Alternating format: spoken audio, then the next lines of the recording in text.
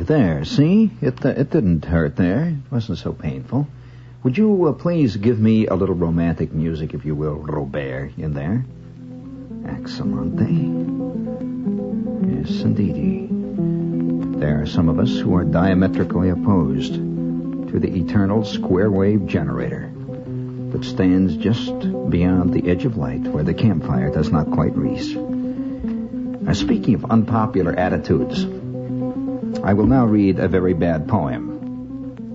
Unfortunately, very bad poetry often contains some rather interesting philosophy.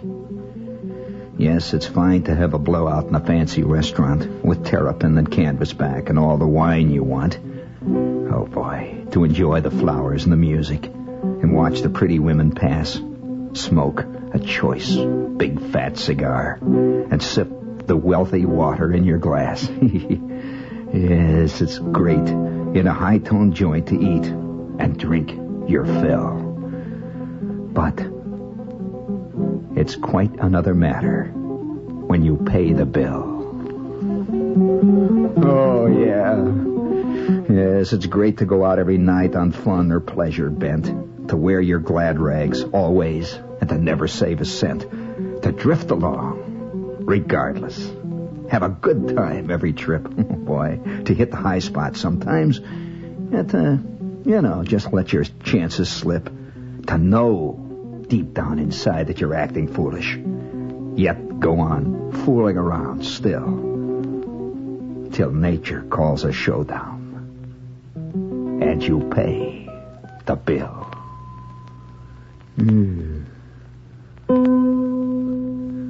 Yes, time has got a little bill.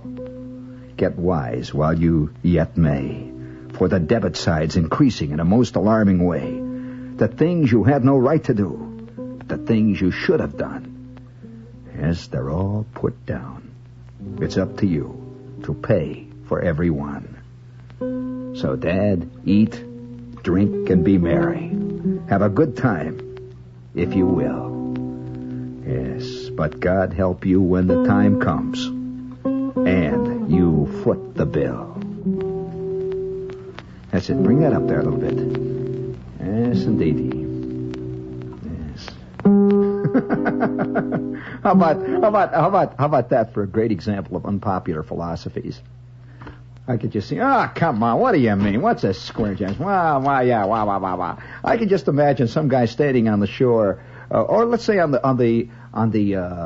side of the swimming pool, in Rome, and they're bringing in the boar's head, and somebody's bringing in 400 pounds of grapes, and they got the Nubian handmaidens out there, and this guy's saying, well, looks like fun, Fred, nothing like a good orgy, but gee, I wonder who's paying for the roast oxen here. I wonder who's buying all the grapes. And where are we getting all them Nubian handmaidens? How much does it cost an hour? Wow. And somebody hollers, Evo! Get that square out of here. He's lousing up the whole scene. I will award you a brass figurine with bronze oak leaf plum if you can tell me who that author was. And it was not Edgar Guest. I can guarantee you that. It was not Edgar Guest. Very unpopular. I saw on TV the other night. Talk about a profligate world. I'm watching TV, and they have this little commercial comes on for this loan company, see?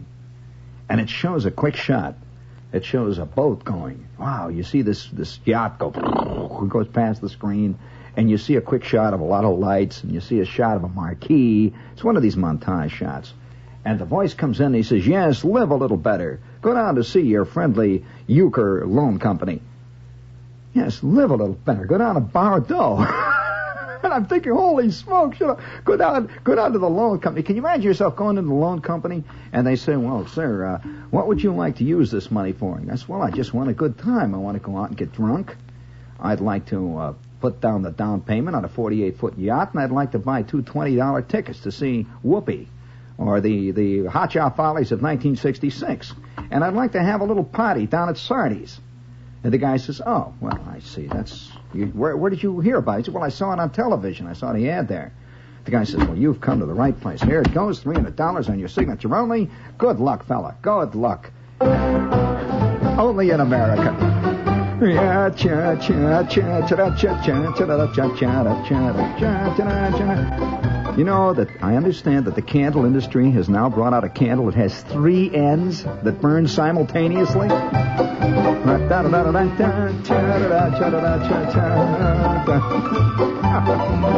Oh yeah.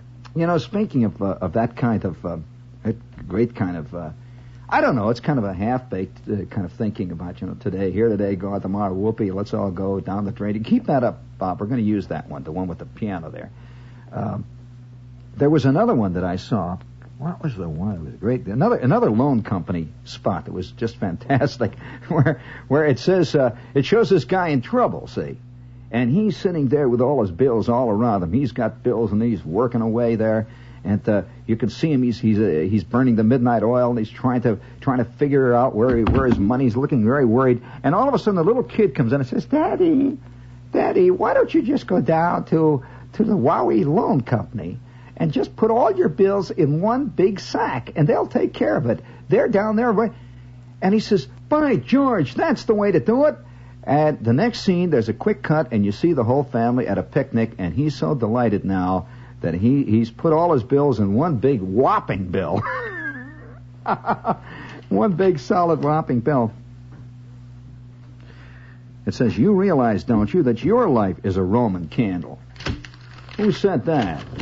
Some smart guy. What do you mean smart guy? My life is a Roman candle. There's no Italians in my family.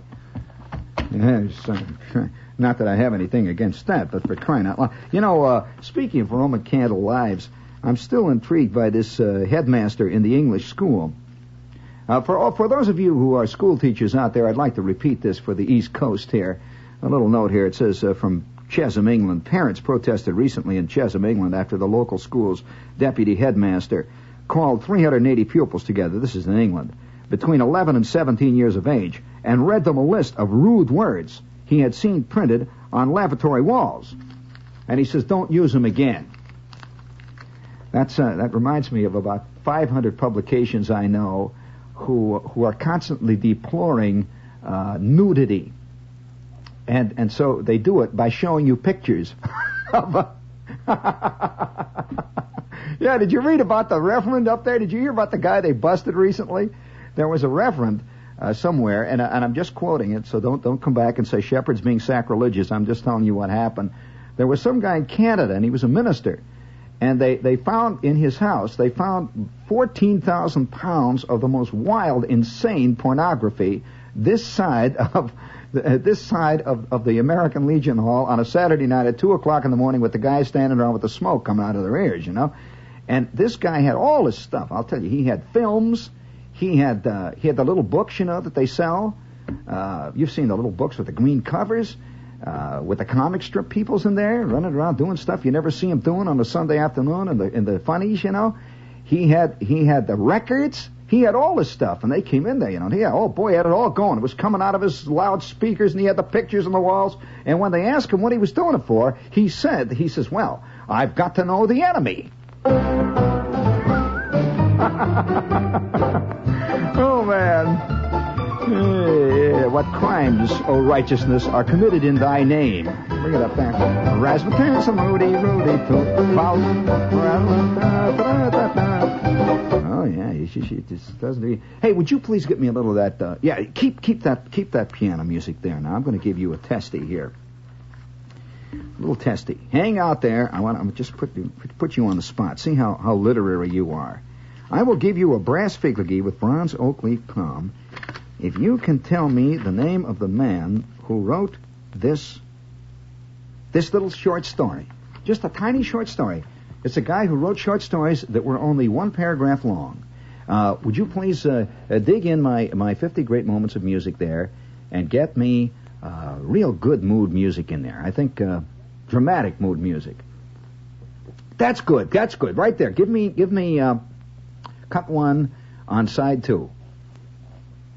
I think that'll make it all the way. That's good stuff. This we'll set the mood here. Get out your paper and pencil now. This is the $50,000 award. Okay. All set there, out there? All ready in there, Bob? Yes, sir. That's my baby. All right. Here we go.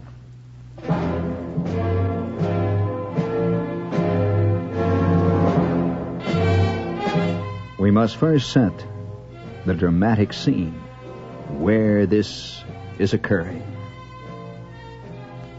It is a man talking to you quietly. He is sitting in a bar. He has been drinking somewhat heavily. He is telling you a story called Neighbors.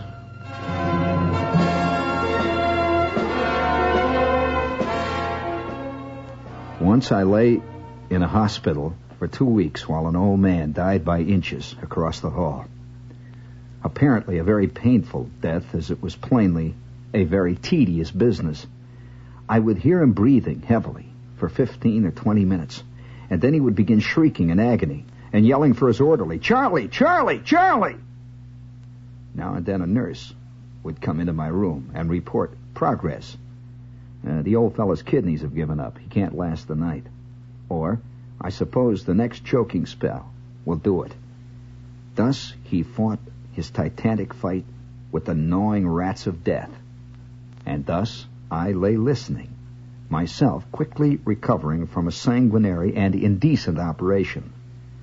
Did the shrieks of the old man startle me, worry me, torture me, set my nerves on edge? Not at all. I had my meals to the accompaniment of piteous yells, but day by day I ate them more heartily. I lay still in bed, read a book, or smoked a cigar. I damned my own twinges and fading malaises. I argued ignorantly with the surgeons. I made polite love to the nurses who happened in. At night I slept soundly, the noise retreating benevolently as I dropped off. And when the old fellow died at last, snarling and begging for mercy with his last breath, the unaccustomed stillness made me feel lonesome and sad, like a child robbed of a tin whistle. But when a young surgeon came in half an hour later, and having died to his content, testified to it by sucking his teeth, cold shudders ran through me, from stem to stern.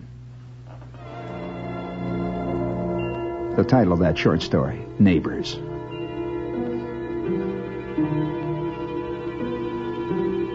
From the chart, temperature 99.7, respiration rising to 65, and then suddenly suspended.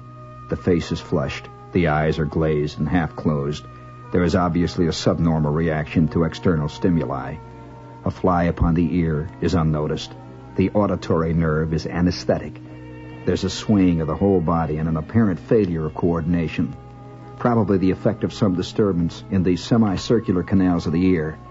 The hands tremble and then clutch wildly. The head is inclined forward as if to approach some object on a level with the shoulder. The mouth stands partly open, and the lips are puckered and damp. Of a sudden, there is a sound as of a deep and labored inspiration, suggesting the upward curve of Shane Stokes' breathing.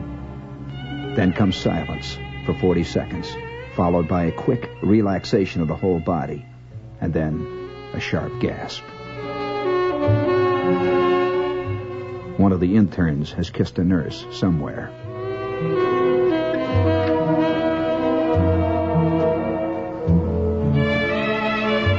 Who wrote that? That sinister little short story called From the Chart.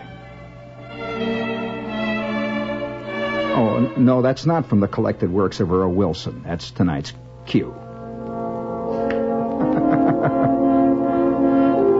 All right. You want to hear more of his strange work? Speaking of the last gasp, this is WNAC AM and WRKO FM, the brave stations, standing athwart the bulwark here in Boston. Listen here, what did I do here? All right, would you get that stuff ready in there? Just hold on 1 minute. Now here is a subtly ironic piece of writing. Not only ironic, bitter. Do you sense a peculiar bitterness running through this, or is it just my distorted, twisted mind? No. Bitterness is a curious thing. I think it's inbuilt in all of men. I do not think bitterness is a thing that just a few people have. I think most people have it and are ashamed of it, or try to hide it, or try to pretend that they don't have it. or in one way or another, they turn it into something else somehow. But bitterness, I think, comes from being a human being. I don't think it has anything to do with what's happened to you. I don't think, well, of course, I think there is a kind of bitterness that does. This is something else again. But I'm talking about that inbuilt bitterness that comes from the realization that you're mortal. That curious feeling always of being here on a rented lease. You know, it's like the temporary, you're here temporarily. Maybe it's because man knows about history. And he knows that there will be a future. And he knows there's just a now. Listen to this peculiar piece here. See if you can identify who this was.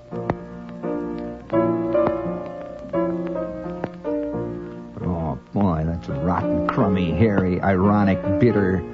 I'm going to drink muddy water music. I'm going to sit here in the kitchen with my feet out in the hall. I'm going to go down to the river there and drink deep of that rotten, crummy, poisonous, muddy water. Because what you did to me, baby. Now, wait a minute, cut it. That thing's got too big a pop on it, Bob. Flip it over. There's another blues on there called Tishomingo Blues. Just lay it down in the middle, and that'll be just as good. That's just as rotten and just as raunchy. All right, bring it in there. Yeah.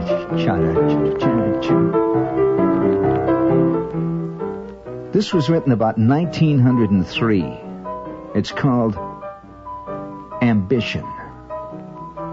They brought the mighty chief to town. They showed him the strange, unwanted sights. Yet, as he wandered up and down, he seemed to scorn their vain delights. His face was grim. His eye lacked fire, as one who mourns a glory dead. And when they sought his heart's desire, me like 'em tooth gold, he said.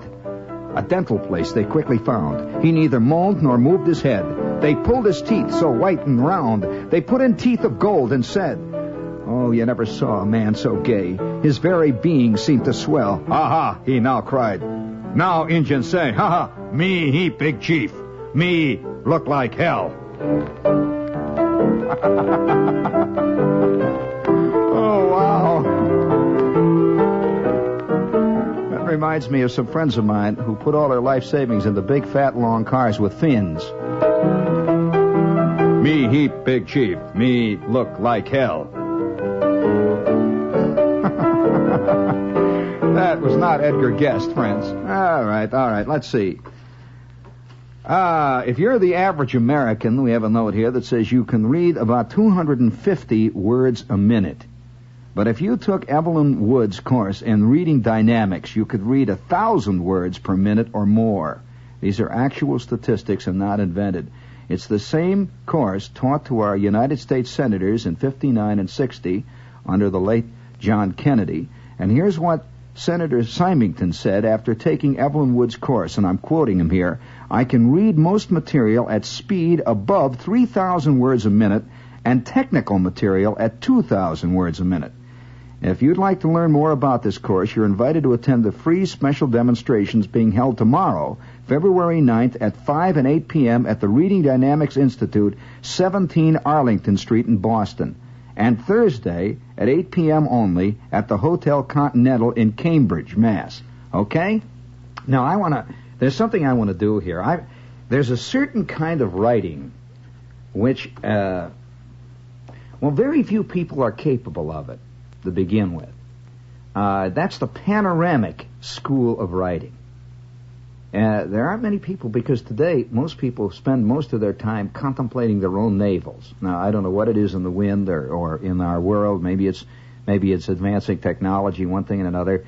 But most people today, if you notice that very few movies or stories today are concerned with anything other than the specific relationship between a man and a girl. That forms the basis of almost everything that's done today, which means that the writer is concerned only with whether or not this chick is going to dig him as he sits at the breakfast table, whether or not this situation, it's very personal, and it's really, in a way, a small part of the personality. Now, I'm going to give you a brass figgy here if you can tell me the name of this writer. Nobody has recognized this writer so far, have they? Has anyone called? Oh, yeah, I know it. Has anyone called in? Isn't that interesting? Now this is an American writer, of course. And the American panoramic school of writing is a very distinct thing that runs through the American writing world of the 20th century. For example, Dos Passos is a classic example of the panoramic writer, and even up to a point, Sinclair Lewis. He even though he personalized it, he nevertheless wrote about a whole class of society. When he dealt with Babbitt, he wrote about a whole way of life. He didn't necessarily write about himself or his Uncle Charlie or his love life or his hang-up. He was writing about something he was observing. Here's an example of the panoramic school. In fact, he calls. Give me a little romantic music. I think a little quiet guitar music would do it here. Yeah, because that fits the panoramic school. In fact, this little piece that he wrote here is simply called Panorama of People, and it's of course American. There you go.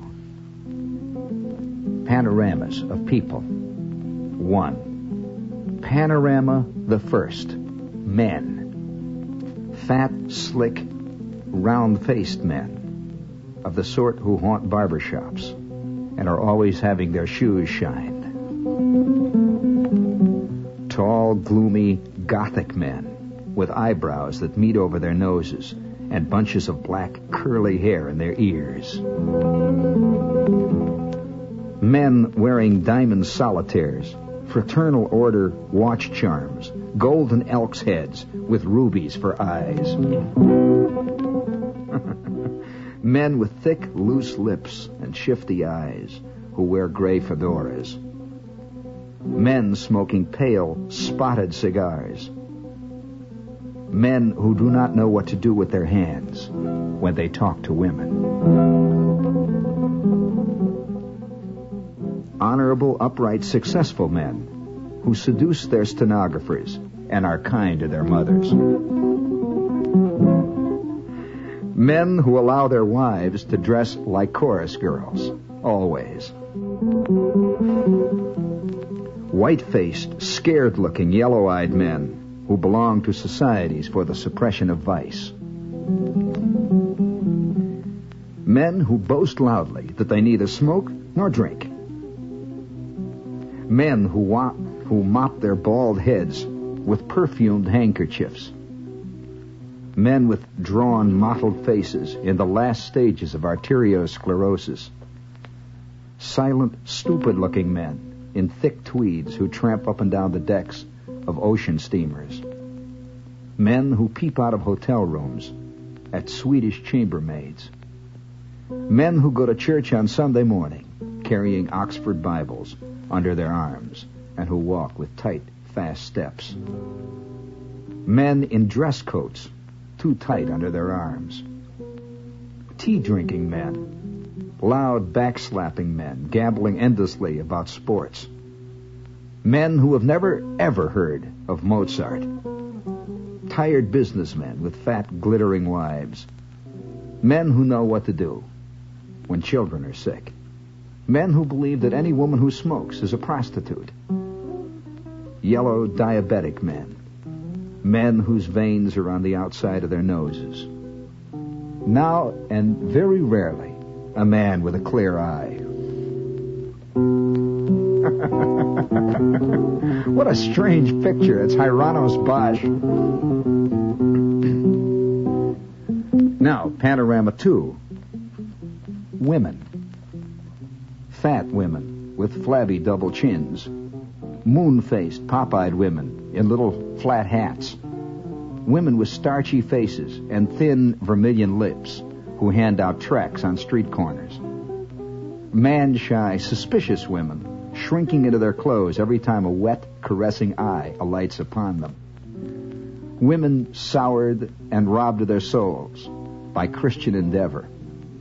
Women who would probably be members of the Lake Mohonk Conference if they were men. Gray-haired, middle-aged, waddling women, wrecked and unsexed by endless, useless nursing, worry, sacrifice. Women who look as if they were still innocent yesterday afternoon. Women in shoes that bend their insteps to preposterous semicircles. Women with green barbaric bangles in their ears, like the concubines of Arab horse thieves. Women looking in shop windows, wishing that their husbands were not such poor sticks. Shapeless women, lolling in $6,000 motor cars. Trig little blondes, stepping like Shetland ponies. Women smelling of musk, ambergris. Long-legged, cadaverous, hungry women. Women eager to be kidnapped, betrayed, forced into marriage at the pistol point. Soft, pulpy, pale women. Women with ginger-colored hair and large, irregular freckles. Women just walking, looking at chauffeurs and street cleaners. Women with slim-shanked, whining, sticker-fingered children dragging after them. Women marching like grenadiers. Women with red hands. Women with rococo ears. Stoop-shouldered women. Women with huge hips. Bow-legged women. Appetizing women. Good-looking women.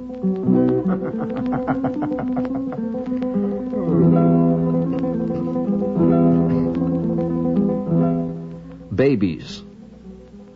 Panorama 3. Babies smelling of cologne water, wet laundry, and dog soap. Babies who appear old, disillusioned, and tired of life at 6 months.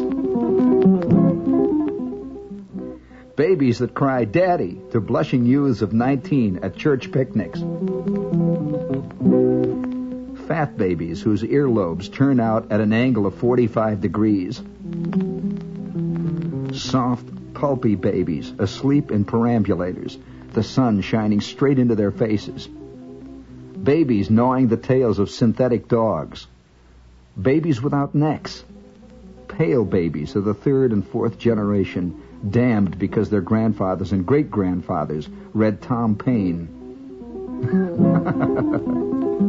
Babies of a bluish tinge or with vermilion eyes. Thin, cartilaginous babies that stretch when they're lifted. Warm, damp, miasmatic babies. Affectionate, ingratiating, gurgling babies, the larvae of life insurance solicitors, fashionable doctors, Episcopal rectors, dealers in Mexican mine stock, handshakers, Sunday school superintendents. Hungry babies, absurdly sucking their thumbs. Babies with heads of thick, coarse black hair, seeming to be toupees. Unbaptized babies, dedicated to the devil. Babies that crawl out from under tables and are promptly stepped on, and are usually so all their lives. Babies with lintels, grains of corn or shoe buttons up their noses, purple in the face and waiting for the doctor or the embalmer. Do you want to hear his panorama of patriots? Patriots wearing little enameled American flags in their coat lapels. Patriots who failed to fool the draft boards and now demand that they be indemnified in cash. Yes, they're everywhere. Patriots who sent anonymous letters to the Department of Justice describing the suspicious doings of their neighbors. They are everywhere. Patriots who engage naturalized aliens in conversation. Yes, and who then wrote letters to the editor about it. On and on and on and on. The patriot who marches in parades. Now, who is that? Who would you say? Now, that's enough of that for a minute. I'm just curious because this is a kind of writing that is more of a panoramic. It's a curious kind of writing. Do you want to hear? Wait a minute. Let me see what I do with this thing. Here it is. Yeah. By the way, he's the same guy that wrote the plays that I talked about here a couple of months back. Now, here he writes some. What's that? Who did? No. It's not T.S. Eliot. No. Who? Me? I didn't write it.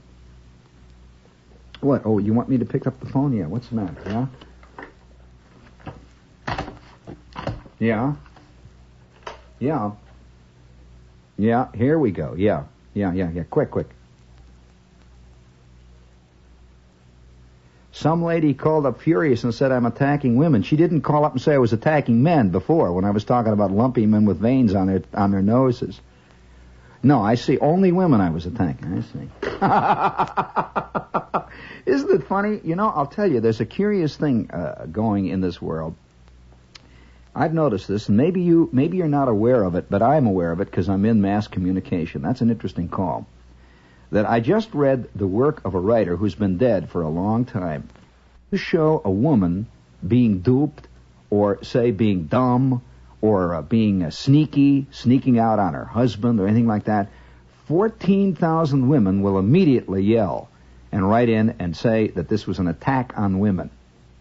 You can do anything you want with men. You can show men sneaking out on their wives, the whole Dagwood Bumstead bit, and trying to pull it over Blondie's eyes and sneak out and cheat and do all this stuff.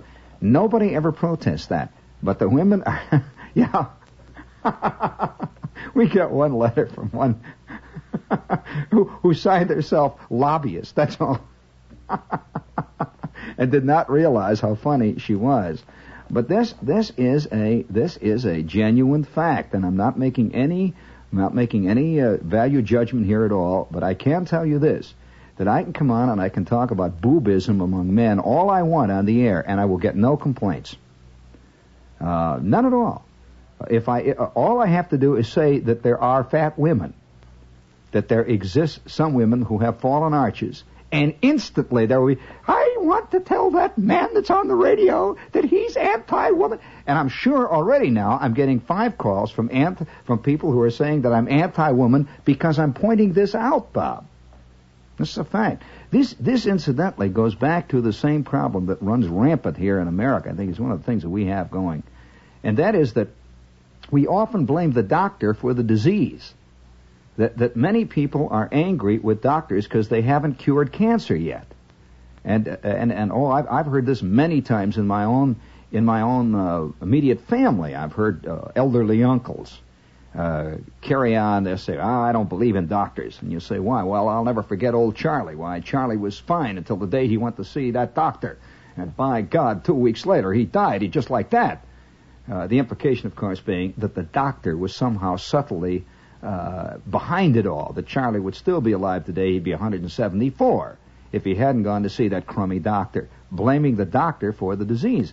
So this little illustration, did you get 3 more angry letters? Oh, no. It's funny, though, that one woman should call up and say, I'm anti-woman. And I kept saying over and over again, this was a writer who was looking at the world in a panoramic way. He put down men. He just wrote the way people are, walking along Fifth Avenue. Listen carefully. You want me to read a little more of it so you can go back and see what I'm saying? But I think people have selective hearing. I think they definitely have selective hearing.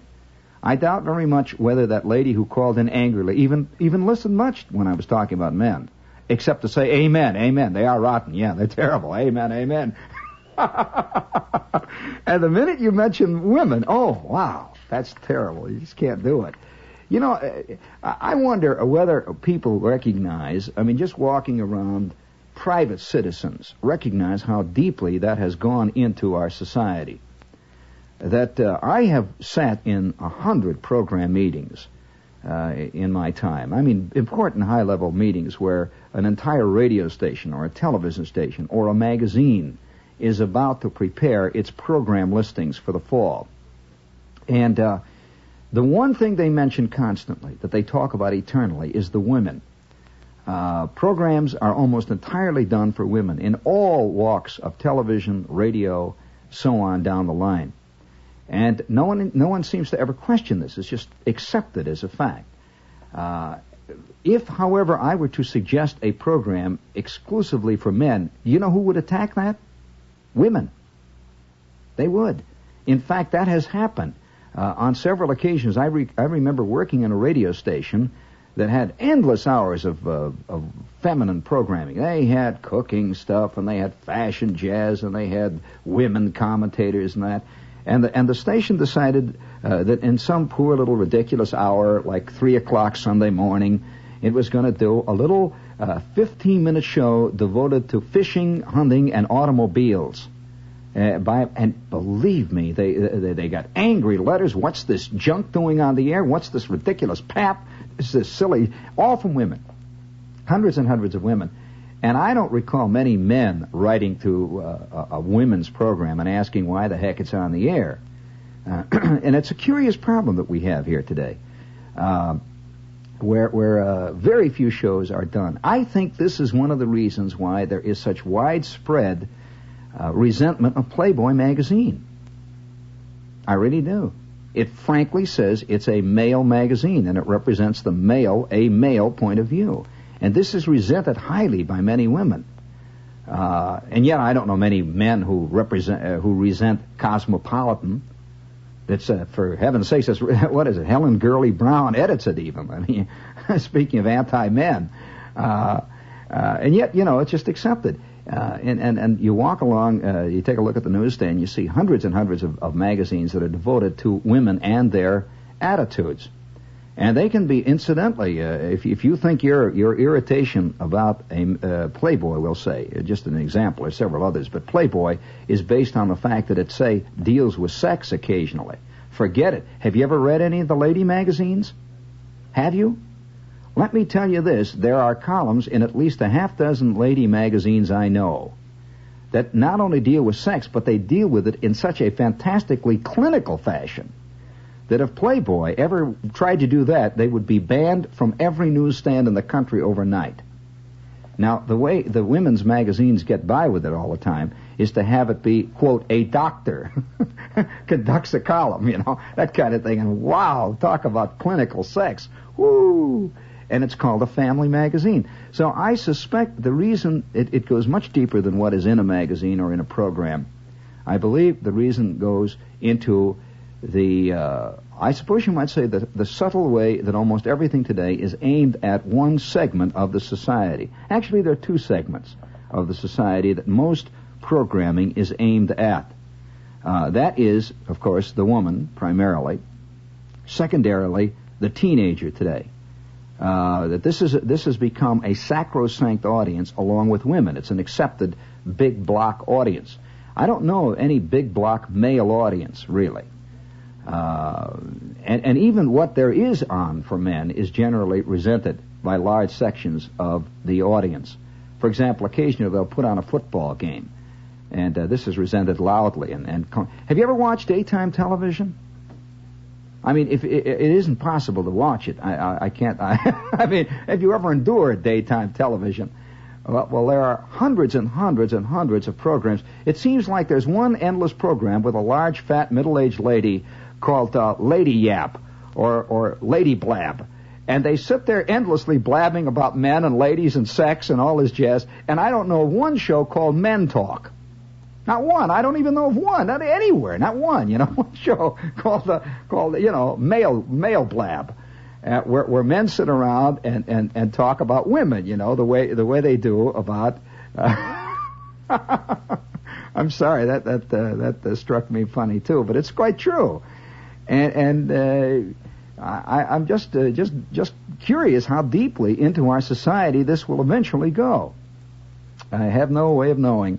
Have you noticed the new ads about cars? How they're even admitting this now? Forget the fact that the male. The man of the family no longer is given a voice in anything. He doesn't pick the car. And did you see the latest ad for the Mustang? It shows the guy bought the car because his 14-year-old kid told him. Did you see that one? What a sad ad. It says, yeah, my kid told me that's the greatest car to buy, and by George. And it shows the picture then of the car. Talk about little subtle admission of things. It shows the car then in full profile, and the kid is driving it, and in the back seat, looking out of the little back window, is the daddy, the guy who's footing the bills. And nobody seems to think this is an anti-male or anti-father or anti-husband ad. But I just wanted you to know that the only person who called up and complained about the reading of the panoramas here, and I read one on babies, one on men, and one on women, was an irate female who called in and said it was anti-woman. Now, there you go. That's what's called loading. It's not really loading the dice. You just got to keep your eye on all those little moving walnut shells. You got to keep your eye on the pea, and to make sure you keep your knees loose, fella. Always. And keep your head down. That's